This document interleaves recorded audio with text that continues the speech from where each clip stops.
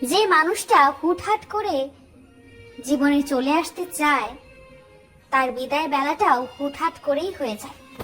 হঠাৎ করে চলে আসা মানুষগুলো সারা জীবন থাকতে আসে না। এরা অনেকটা অতিথি পাখির মতো খানিকটা সময় মনে নাড়া দিয়ে চলে যায়। অতিথি পাখি যেমন আটকে রাখা যায় না, এদেরও ধরে রাখা যায় না।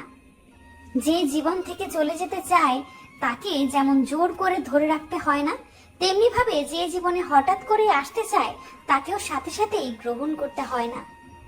মানুষটাকে অপেক্ষা করাতে হয়, তার ভালোবাসার পরীক্ষা নিতে হয়, এতে করে সঠিক মানুষটা চিনতে পারা যায়। জীবনে ভুল কোনো মানুষকে ভালোবেসে ঠকে যাওয়ার থেকে সারা জীবন একা থাকাটাই অনেক ভালো। এতে করে আর যাই হোক, অন্তত ভুল কোনো মানুষের স্মৃতি নিয়ে সারা জীবন বয়ে বেড়াতে হয় না। ভুল মানুষের স্মৃতি অনেকটা দেহে ক্ষত দাগের মতো। প্রথম যে মানুষটার উপর একবার মন আটকে যায়, সেই মানুষটা চলে গেলে পুরো জীবনটাই বদলে যায়। পরে তার থেকে আরো যত সুন্দর কিংবা ভালো মানুষই জীবনে আসুক না কেন, ওই চলে যাওয়া মানুষটার মতো অনুভূতি আর কোনো মানুষের উপর পড়ে না, আর কারোর উপর মন আটকে যায় না। জীবন তো আর কারো জন্য থেমে থাকে না, তাই একটা পর্যায়ে নতুন মানুষ আসে, তার মতো করেই মানুষটা ভালোবাসতে শুরু করে। একটা পর্যায়ে এসে ধীরে ধীরে মানুষটা মায়ায় আটকে যায়, কিন্তু কেন যেন মানুষটার উপর আগে সেই অনুভূতিটা চাইলেও ফিরে পাওয়া যায় না। জোর করে হলেও মনের শূন্য স্থানে মানুষটাকে বসানো যায় না, ভেতরটা হয়ে যায় অনুভূতিহীন। তবুও কাউকে শুধুমাত্র জীবনে জায়গা দিতে হয়, কারণ মনের জায়গাটা অনেক আগেই বন্ধ হয়ে যায়। মনের জায়গায় খুব সহজেই কাউকে বসানো যায় না, যদি না ভেতর থেকে মানুষটার জন্য ডাক না আসে। জীবনের সব কিছুর কন্ট্রোল মানুষের কাছে থাকে, শুধুমাত্র মনের কন্ট্রোলটাই আমাদের কাছে থাকে না। জীবনে প্রথম মানুষটার জন্য সব কিছুর ক্ষেত্রে প্রথম অনুভূতিটা হয় একদম বিশুদ্ধ, নির্ভেজাল। কিন্তু দুঃখের বিষয়, সবার জীবনে প্রথম মানুষটা চিরস্থায়ী হয়ে থাকতে পারে না। ভুল মানুষের জন্য কিংবা ভুল মানুষটা চলে যাওয়ায় জীবন থেকে সমস্ত অনুভূতিও হারিয়ে যায়। একটা সম্পর্ক যখন একজনের কারণে ভেঙে যায়, তখন অপর মানুষটা বড্ড অসহায় হয়ে পড়ে। চাইলেও কিছু করা যায় না, বাস্তবতার কাছে হার মেনে নিতে হয়। যে মানুষটা সম্পর্ক ভেঙে চলে যায়, সে জানে না অপর মানুষটাকে কতটা আঘাত দিয়ে সে চলে গেল, কতটা একা করে চলে গেল। মানুষটা কখনো বুঝতে পারবে না স্বপ্ন ভঙ্গের যন্ত্রণা কতটা কঠিন হতে পারে, মন ভাঙার যন্ত্রণা কতটা ভয়াবহ হতে পারে। সম্পর্ক বিচ্ছেদের পর মানুষ যতটা কষ্ট পায়, তার থেকে বেশি কষ্ট পায় হারানো মানুষটার উপর অধিকার হারিয়ে ফেলার কারণে। কারণ বিচ্ছেদ শুধু মানুষটাকেই দূরে রাখে না, মানুষটার সাথে সমস্ত অধিকারটুকু কেড়ে নিয়ে যায়। যে মানুষটার সাথে নিয়মিত কথা হতো, এখন আর কথা হবে না। যাকে যখন তখন ফোন দেওয়া যেত, এখন সেই অধিকার নাই। সারা জীবন চাইলে একাই কাটিয়ে দেওয়া যায়, কিন্তু জীবনে ভুল কোনো মানুষের জন্য মায়া নিয়ে কাটিয়ে দেওয়া যায় না। সঠিক মানুষটার জন্য অপেক্ষা করে থাকা যায়, কিন্তু ভুল মানুষটার স্মৃতি নিয়ে থাকা যায় না। ভুল মানুষটার কাছে নির্মমভাবে ঠকে যাওয়ার যন্ত্রণা কঠিন, ভীষণ কষ্টের। একটা বয়সের পর আর কারো জন্য মন থেকে পাগলামি করা কিংবা অধিকার খাটাতে ইচ্ছে করে না, যেমনটা ইচ্ছে করেছিল প্রথম সেই হারিয়ে যাওয়া মানুষটার উপর। এখন আর কেউ ব্যস্ততার অজুহাত দেখালে রাগ হয় না, কিংবা কোনো খবর না নিলেও অভিমান হয় না। এখন আর নিত্য নতুন বাহানা কিংবা ইচ্ছে করেই ঝগড়া করতে ইচ্ছে হয় না। খুব দরকার না পড়লে জানতে ইচ্ছে করে না কারো সারাদিনের খবর।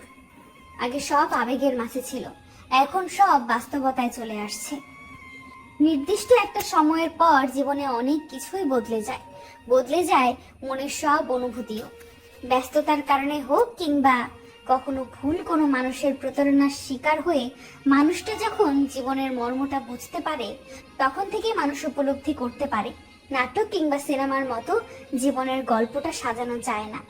যাকে যখন তখন দেখা করার জন্য বলা যেত, এখন সেই সুযোগ নেই। কারণে অকারণে যার সাথে নিয়ম করে মান অভিমান কিংবা ঝগড়া করা যেত, এখন মানুষটা অন্য কাউকে নিয়ে ব্যস্ত। প্রিয় মানুষটাকে হারিয়ে ফেলার কারণে মানুষ যতটা কাঁদে, তার থেকে বেশি কাঁদে মানুষটার উপর সম্পূর্ণ অধিকারটুকু হারিয়ে ফেলার কারণে। যাকে নিয়ে স্বপ্ন দেখতো, একসাথে বাঁচতে চাইতো, এখন ওই মানুষটাকে নিয়ে নতুন কোনো স্বপ্ন দেখতে পারবে না। একসাথে বাঁচতে পারবে না, মানুষটা হয়ে যায় অন্য কারো। প্রেমের ক্ষেত্রে একটু পাগলামি না হলে প্রেম জমে না। একটু ঝগড়া, মান, অভিমান এইসব প্রেমকে আরো মধুর করে তোলে।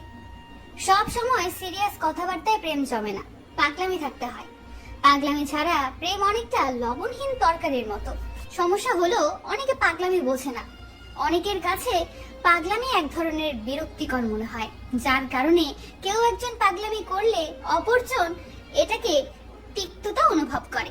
ফলে সম্পর্ক বিচ্ছেদ হতেও খুব বেশি সময় নেয় না।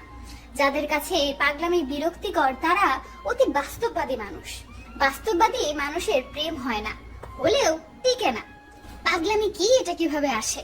পাগলামি হলো আবেগের একটা অংশ। পাগলামি কারা করবে? পাগলামি ছেলে মেয়ে উভয়ই করতে পারলেও তাত্ত্বিক দৃষ্টিতে পাগলামি মেয়েদের ক্ষেত্রে বেশি শোভা পায়, কারণ পাগলামি মেয়েদেরই মানায়, ছেলেদের নয়। ছেলেদের মানায় রাগ, সংগ্রামী ও সাহসীতে। ছেলেদের ভালোবাসা প্রকাশ পায় ত্যাগে, দায়িত্ববোধে ও কর্তব্যে। মেয়েদের ভালোবাসা প্রকাশ পায় অভিমানের ঢঙে ও পাগলামিতে। প্রেমিক তো হয় সেই পুরুষ যে তার প্রেমিকার সকল অভিমান, ঢং ও পাগলামিকে সহ্য করে ভালোবেসে যায়। প্রেমিকা তো হয় সেই নারী যে তার প্রেমিকের সকল রাগ, সংগ্রামী ও সহযোগিতাকে পেছনে ফেলে হয়ে ওঠে নয়নের মণি। জীবনে হুট করে নতুন কাউকে মনে জায়গা দেওয়ার আগে একবার হলেও পুরনো সেই মানুষটার কথা ভেবে নিও, যাকে মনে জায়গা দিয়ে তুমি নির্মম ভাবে ঠকিয়েছিলে। তখন হয়তো তুমি ঠিক অতটা বুঝতে পারোনি প্রতারক মানুষটার করা অভিনয়টুকু, যার কারণে মানুষটার কথার মায়াজালে নিজেকে আটকে গিয়েছিলে। কিন্তু এখনো যদি সেই একইভাবে প্রতারিত হও, তাহলে তুমি এখনো বোকাই আছো। যে ভালোবাসতে চায় তাকেই যে ভালোবাসতে হবে এমনটা তো কোথাও লেখা নেই। সবাই তো আর সত্যিকার অর্থেই মন থেকে ভালোবাসে না। অনেকের ভালোবাসার কথার পেছনে থাকে অভিনয়, ছলনা ও প্রতারণার মতো বাজে উদ্দেশ্য। সবার মিষ্টি কথায় নিজেকে ভুলতে নেই। তোমার জীবনে অনেকেই ভালোবেসে কাছে আসতে চাইবে, কিন্তু সবাই তোমাকে সত্যিকার অর্থে মন থেকে ভালোবাসবে না। অনেকে শুধুমাত্র অতীত ভুলে থাকার জন্য নতুন কাউকে কাছে পেতে চায়। অনেকের কাছে ভালোবাসা শুধুমাত্র সময় কাটানোর জন্য। যার উপর আবেগ কাজ করে তার সাথে পাগলামি করতে ইচ্ছে জাগে। একটা অপরিচিত বাহিরের মানুষের সাথে কেউ পাগলামি করে না। মানুষ পাগলামি করলে প্রিয়জনের সাথেই করে। তবুও কিছু মানুষ কেন এটাকে অতিরিক্ত ঢং বলে আখ্যায়িত দেয় বুঝি না। অকারণে জিদ করা, ঝগড়া করা, কোনো কারণ ছাড়াই ছোটখাটো বিষয় নিয়ে অভিমান করা, সিরিয়াস খুব মুহূর্তে ডিস্টার্ব করা, এগুলো হলো